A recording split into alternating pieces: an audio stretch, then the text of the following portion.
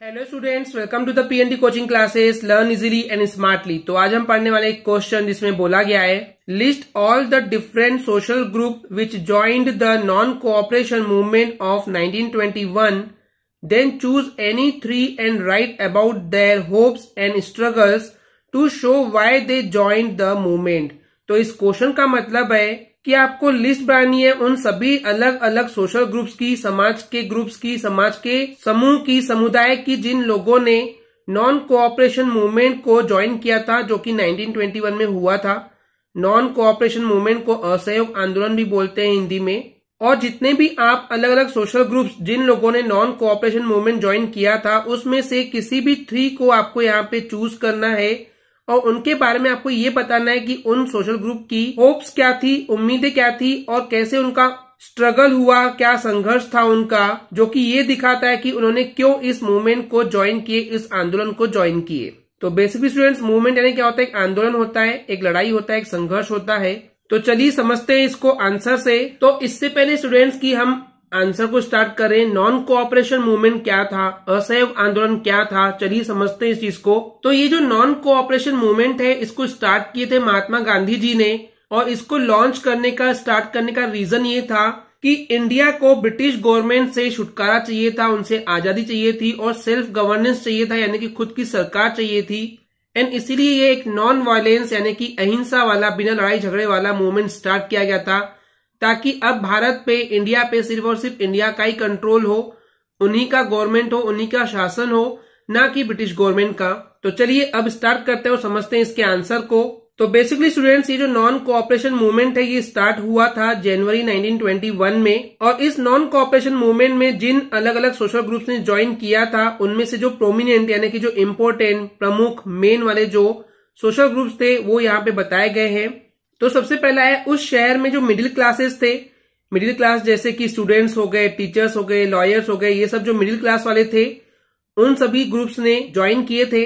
देखिए students, 3 type के group होते हैं। एक होते हैं रिच ग्रुप जो कि बहुत अमीर होते हैं, दूसरा होता है लोअर ग्रुप यानी कि जो सबसे गरीब लोग होते हैं, और एक होते हैं मिडिल ग्रुप जो ना बहुत अमीर होते ना बहुत गरीब होते। तो उस शहर के जो मिडिल क्लासेस के जो ग्रुप थे, जो संगठन थे, उन लोगों ने ज्वाइन किए थे इस नॉन कोऑपरेशन मूवमेंट को। इसके अलावा सेकेंड है रूरल पीपल यानी कि गांव के लोगों ने भी ज्वाइन किए थे। उसके बाद जो ट्राइबल थे यानी कि जो आदिवासी लोग थे, जो जंगलों में रहते थे, उन लोगों ने भी इस मूवमेंट में पार्टिसिपेट किया था। इसके अलावा प्लांटेशन वर्कर्स लोगों ने भी ज्वाइन किया था। प्लांटेशन वर्कर कौन होते हैं स्टूडेंट्स? जो कि दूसरों की जमीनों पे या फिर सरकार के लिए बहुत कम पैसों में या फिर बिना पैसे लिए सिर्फ खाना लेकर के काम करते थे। तो ऐसे लोगों को हम बोलते हैं प्लांटेशन वर्कर्स, क्योंकि वो दूसरों की जमीन पे खेती किसानी करते हैं, इसलिए उन्हें प्लांटेशन वर्कर बोला गया है। इसके अलावा बहुत अलग अलग पॉलिटिकल पार्टीज ने भी नॉन कोऑपरेशन मूवमेंट को ज्वाइन किया था। नेक्स्ट है जो लोग इलेक्शन को, चुनावों का बायकॉट कर रहे थे, बहिष्कार कर रहे थे, विरोध कर रहे थे, तो उन लोगों के ग्रुप ने भी नॉन कोऑपरेशन मूवमेंट को ज्वाइन किया था। तो ये थे वो important, main, prominent groups, social groups जिन लोगों ने नॉन कोऑपरेशन मूवमेंट को ज्वाइन किया था। तो चलिए अब हमको बोला गया क्वेश्चन में कोई भी 3 को आपको यहाँ पे एक्सप्लेन करना है। तो सबसे पहला डिस्कस करेंगे हम मिडिल क्लासेस इन सिटीज को। तो बेसिकली स्टूडेंट्स, ये जो मूवमेंट था नॉन कोऑपरेशन मूवमेंट, इसका एक्चुअली स्टार्ट ही कैसे हुआ था कि यहाँ पे उस सिटी के, उस शहर के जो मिडिल क्लासेस के जो लोग थे उन लोगों के पार्टिसिपेशन की वजह से, यानी कि उन्होंने इसमें बहुत ही ज्यादा पार्टिसिपेट किए थे, हिस्सा लिए थे, तब जाकर के नॉन कोऑपरेशन मूवमेंट स्टार्ट हुआ था।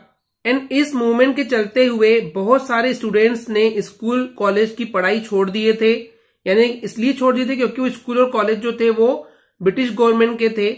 इसके अलावा बहुत सारे जो हेडमास्टर और टीचर्स थे उन स्कूलों में, उन लोगों ने भी अपना रिजाइन दे दिए थे, त्याग पत्र दे दिए थे, यानी कि नौकरी छोड़ दिए थे। इसके अलावा जो लॉयर्स थे, वकील थे, उन्होंने लीगल प्रैक्टिस यानी कि जो वकालत होते, जो कोर्ट में केस वगैरह लड़ना जो होता है, उन्होंने वो भी सब छोड़ दिए थे।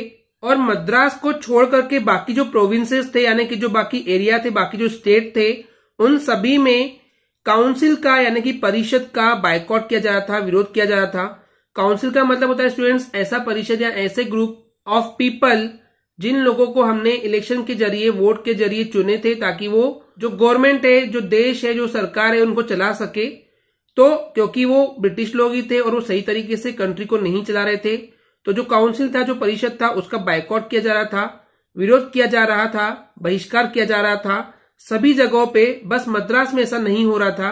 तो इस नॉन कोऑपरेशन मूवमेंट का बहुत ही गहरा असर जो है वो इकोनॉमिक फ्रंट पे भी पड़ा। यानी कि देखिए, इकोनॉमिक को लेकर के, आर्थिक व्यवस्था को लेकर के, पैसों को लेकर के भी एक लड़ाई चल रही थी।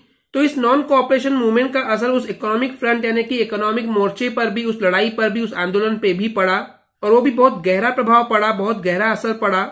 एंड इस वजह से जो फॉरेन गुड्स थे यानी कि दूसरे देशों से लाई हुई जो चीजें थी, उन सभी का बायकॉट किया जाने लगा, उनका बहिष्कार किया जाने लगा कि उनको हम यूज नहीं करेंगे।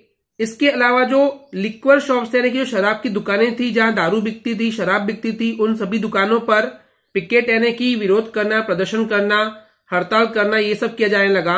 इसके अलावा ह्यूज बोनफायर में यानी कि भीषण आग में विदेशी कपड़ों को जलाया गया। तो इनको जलाने का रीजन ये था कि हम ब्रिटिश गवर्नमेंट को ये दिखाना चाहते थे कि जो भी फॉरेन गुड्स है, चाहे दूसरे देशों से आए हुए लोग हैं, चाहे ब्रिटिश गवर्नमेंट ही क्यों ना हो, हमको वो पसंद नहीं है, हम उनका विरोध करते हैं। तो इस तरीके से उस शहर के मिडिल क्लास के ग्रुप ने बहुत बढ़ चढ़ के हिस्सा लिए थे इस नॉन कोऑपरेशन मूवमेंट में। तो चलिए अब बात करते हैं सेकेंड सोशल ग्रुप की, जो कि थी रूरल ग्रुप यानी कि रूरल पीपल, गांव के रहने वाले लोग।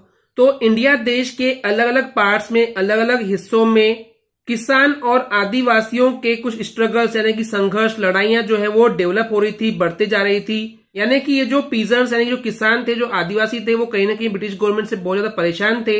एंड इसीलिए वो अलग अलग हिस्सों में इंडिया के स्ट्रगल कर रहे थे, संघर्ष कर रहे थे, लड़ाइयां कर रहे थे।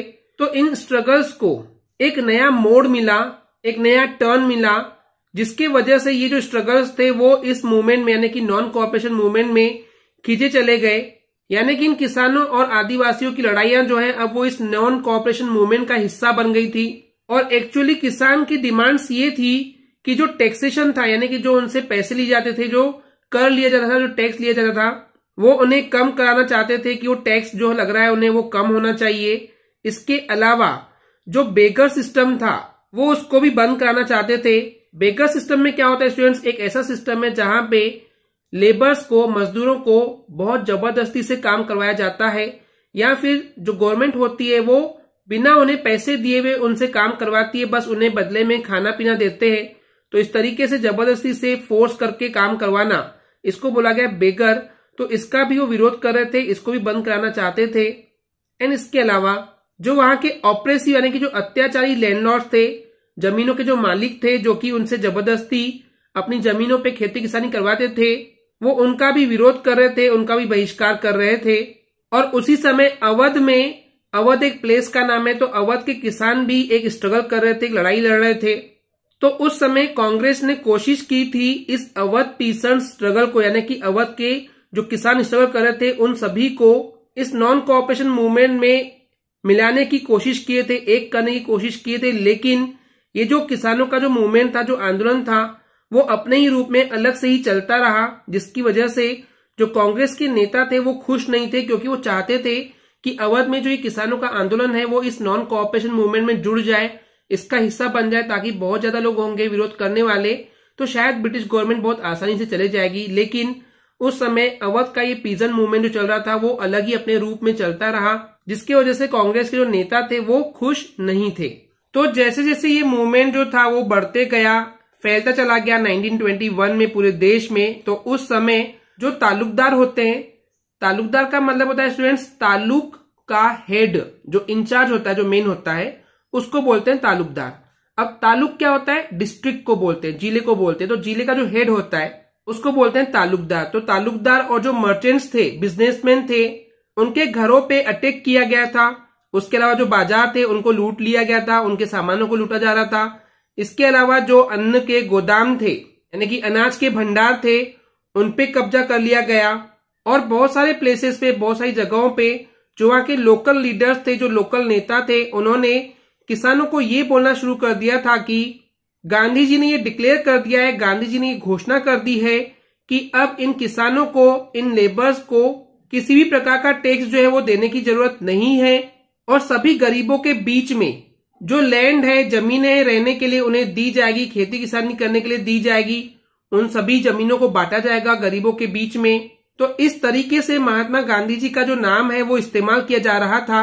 ताकि जो सभी एक्शन लिए जाने हैं, जो भी काम किए जाने हैं या उन्हें जो भी इच्छाएं हैं, जो आकांक्षाएं हैं, जो वो पाना चाहते हैं, आजादी पाना चाहते हैं, उन सभी के लिए मंजूरी मिल सके, ताकि जो पीजेंट्स जो हैं यानी कि जो किसान हैं या जो लेबर है या जो पुअर लोग हैं, जो गरीब लोग हैं, उन सभी को ऐसा लगे कि महात्मा गांधी जी ने बोले हैं तो अब हमें ये एक्शन, ये काम करने हैं। तो इस तरीके से जो रूरल पीपल थे, जो गांव के लोगों का जो सोशल ग्रुप थे, उन्होंने इस नॉन कोऑपरेशन मूवमेंट में पार्टिसिपेट करके इसमें बहुत ही इंपॉर्टेंट रोल प्ले किया था।